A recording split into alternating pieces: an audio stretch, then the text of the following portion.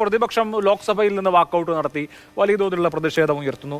ഇതൊക്കെ നമുക്ക് എല്ലാവർക്കും ഹൃദയഭേദകമാണ്. ഇന്ത്യക്കാരായ എല്ലാ മനുഷ്യരും വിഷമിക്കുന്ന, അങ്ങേയറ്റം ദുഃഖിതരായ ഈ വാർത്ത കേട്ട് ഹൃദയം തകർന്നു പോയവരാണ് എല്ലാവരും.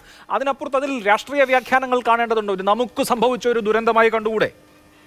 അഭിലാഷ്, ഈ ആങ്ങളെ ചത്താലും നാത്തൂൻ്റെ കണ്ണീര് കണ്ടാൽ മതി എന്ന ഒരു ചൊല്ലിനെ വളരെ കൃത്യമായിട്ട് പ്രയോഗിച്ച ദൃശ്യമാണ് നമ്മൾ ഈ ഒളിമ്പിക് വേദിയിൽ നിന്ന്, പാരീസിൽ നിന്ന് നമ്മൾ കാണുന്നത്. ഇപ്പോൾ ഇവിടെ പറഞ്ഞല്ലോ, ഈ രാജ്യത്തിൻ്റെ ഒളിമ്പിക്സ് മെഡലിസ്റ്റുകൾ എന്ന് പറഞ്ഞാൽ ഈ രാജ്യത്തിൻ്റെ ഒരു അനർഘ സമ്പത്തുകളാണ്, അമൂല്യമായി നമ്മൾ കരുതേണ്ട ആളുകളാണ്.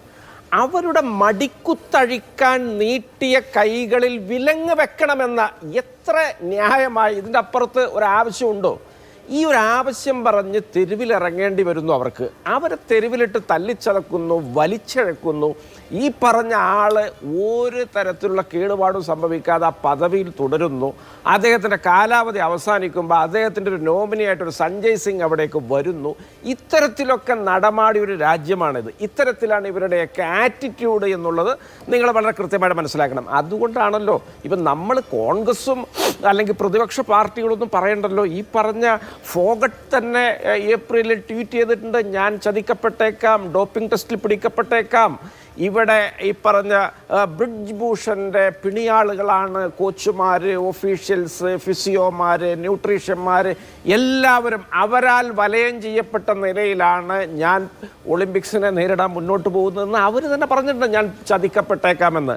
അതിവിടെ അന്വർത്ഥമായി അവരുടെ ആ മുൻകൂർ അവരുടെ ആ ഒരു ഭീതി നിറഞ്ഞ ആ ഒരു ആശങ്ക ഇവിടെ അതേപടി നടന്നു എന്നുള്ളതാണ് ഞാൻ മനസ്സിലാക്കുന്നത്.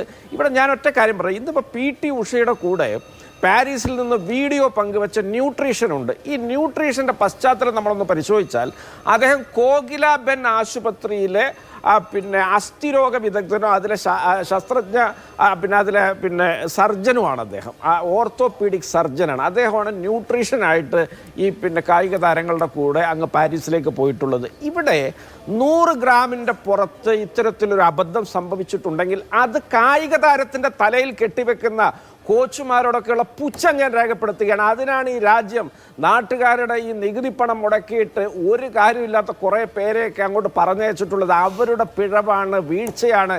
യോഗി ആദിത്യനാഥ് ഇത് വല്ല വേറെ പേരുകാരാണെങ്കിൽ അവരുടെയൊക്കെ വീട് ചിലപ്പോൾ ബുൾഡോസർ പറഞ്ഞയച്ച് ഇടിച്ചു നിരത്തിന്. അത്തരത്തിലുള്ള മഹാപാതകമാണ് അവിടെ ചെയ്തത്. ഇന്ന് ഇന്ത്യൻ ഒളിമ്പിക് അസോസിയേഷൻ ഈ പാരീസിലെ ഒളിമ്പിക് കമ്മിറ്റിക്ക് കൊടുത്ത ഒരു അപേക്ഷയുണ്ട് ഈ ഒരു വിഷയം കഴിഞ്ഞതിന് ശേഷം. അതിനകത്ത് എവിടെയും നിയമവശങ്ങളെക്കുറിച്ച് ഒരു പരാമർശവും ഇല്ല. കാരണം 2 കിലോഗ്രാം വരെയൊക്കെ എക്സംഷനുള്ള ഒരുപാട് മത്സരങ്ങളൊക്കെ അന്താരാഷ്ട്ര തലത്തിലുണ്ട്. 100 ഗ്രാമിൻ്റെ കാര്യമാണ്. ഇവിടെ നേരത്തെ വിശ്വനാഥ് പറഞ്ഞതുപോലെ മറ്റ് രാജ്യക്കാരാണെങ്കിൽ ഇതൊരു പ്രശ്നമേ ആകില്ലായിരുന്നു. ഇതൊക്കെ നിയമവശങ്ങൾ മുൻനിർത്തിക്കൊണ്ടുള്ള ഒരു ആർഗ്യുമെൻറ്റും Indian Olympic Association PT Usha ഇവിടെ ഇപ്പോൾ റെസ്ലിംഗ് സംബന്ധിച്ച് കൃത്യമായ നിയമാവലിയുണ്ട്. അതിപ്പോൾ ഇന്റർനാഷണൽ ഒളിമ്പിക് കമ്മിറ്റി തന്നെ വ്യക്തമാക്കിയിട്ടുള്ള ഒരു കാര്യം. ഇവിടെ കൃത്യമായും അവിടെ ഒരു നിയമാവലിയുണ്ട്, റെസ്ലിംഗ് റൂൾസ് ഉണ്ട്. റെസ്ലിംഗ് റൂൾസിലെ ആർട്ടിക്കിൾ 11 അനുസരിച്ച് 1 ഗ്രാം പോലും കൂടാൻ കഴിയില്ല. അപ്പോൾ ഇന്ത്യ ഇപ്പോൾ നമുക്ക് ലോബിങ് നടത്തിക്കൂടെ എന്നൊക്കെ പറയാമെന്നുള്ളതിനപ്പുറത്ത് റെസ്ലിംഗ് റൂൾസ് അവിടെ ഉണ്ട്. അതിന്റെ ആർട്ടിക്കിൾ 11 അനുസരിച്ച് ചെയ്യേണ്ട കാര്യങ്ങളാണ് ചെയ്തിരിക്കുന്നത്. അതിപ്പോൾ നമുക്ക് എന്ത് ചെയ്യാൻ പറ്റും? അല്ല, ഞാനൊരു കാര്യം പറയാം. കാരണം ഞാൻ മനസ്സിലാക്കിയത് ഈ റെസ്ലിംഗ് മത്സരത്തിലെ തൂക്കം അത് അളവെടുക്കുന്നത് ആദ്യം പ്രാഥമിക റൗണ്ടിലാണ്, ഫൈനലിന് മുമ്പ് രണ്ടാമതും തൂക്കം അളവെടുക്കുന്നു. ഇങ്ങനെ 2 തവണയാണ് ഈ പരിശോധനയുള്ളത്. ഈ പരിശോധനയിലെ സമയദൈർഘ്യങ്ങൾ, ഇതിനകത്ത് വന്നുപെടുന്ന പലതരത്തിലുള്ള സാങ്കേതികത്വങ്ങൾ, ഇതൊക്കെയുണ്ട്. ഇങ്ങനെയൊക്കെ ഒരു നിയമപരമായിട്ടൊരു ആർഗ്യുമെൻ്റ് മുന്നോട്ട് വെക്കുന്നതിന് പകരം തീർത്തും ഒരു ക്ഷമാപണ സ്വരത്തിലുള്ള ഞങ്ങളെ രക്ഷിക്കണേ എന്നൊരു യാചനയാണ് Indian Olympic Association Paris Olympics സംഘാടക സമിതിക്ക് നൽകിയ അപേക്ഷയിൽ, അവരുടെ പ്രേയറിലുള്ളത്.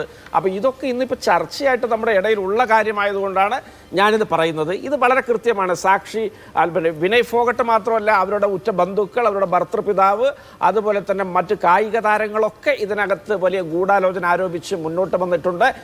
ഈ വിനയ് ഫോഗട്ടിനെ പരിഹസിക്കുന്ന തീവ്ര വലതുപക്ഷ ഹാൻഡിലുകൾ 10,000 ഈ രാജ്യത്തുണ്ട്.